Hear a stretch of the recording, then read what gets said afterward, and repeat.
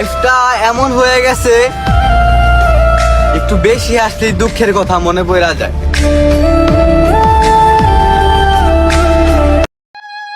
যদিও হাজারো কষ্ট বুকে, তারপরেও হাসি রাখি মুখে।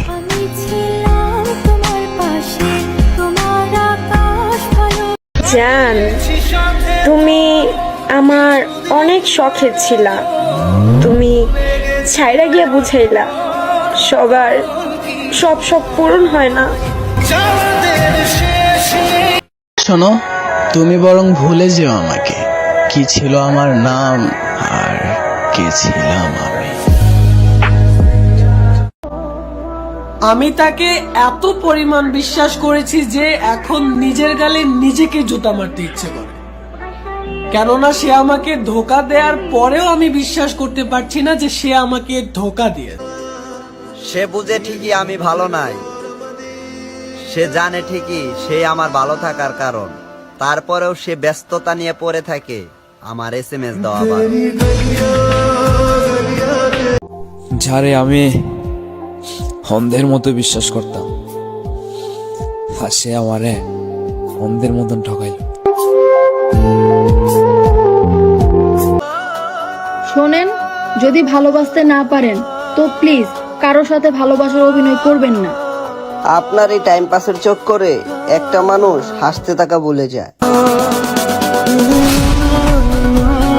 অনুশোচনায় ভুগবেন, কাউকে কষ্ট দিয়ে, আঘাত দিয়ে, ধোকা দিয়ে সাময়িকভাবে ভালো থাকা গেলেও আজীবন ভালো থাকা যায় না।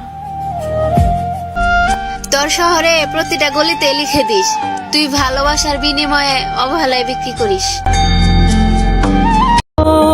এত কিছু বুঝি না প্রিয়, তুমি শুধু আমারই হয়ো, কারণ এই পৃথিবীর মধ্যে তুমি শুধু আমারই প্রিয়। প্রিয়, তোমার মিথ্যা মায়ায় পইরা আমার জীবনটা গেল ঝইরা, এখন তুমি অন্য কাউরে পাইয়া কেমনে গেলা আমায় ভুইলা। ব্যাপার না ভাইয়া, জায়গা মতো বিচার দিছি, খালি দেখো না একবার মইরা। কি ভাবছো তুমি আমার লগে কথা না কইলে তোমারে ভুললা যামু? আরে বাপ, আমি তোমার মতো বেঈমান না।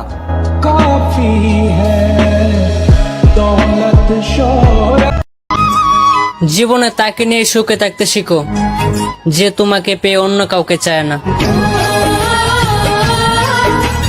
আচ্ছা, কখনো কি কাউকে পাইবা না যায় নাও ভালোবাসছো?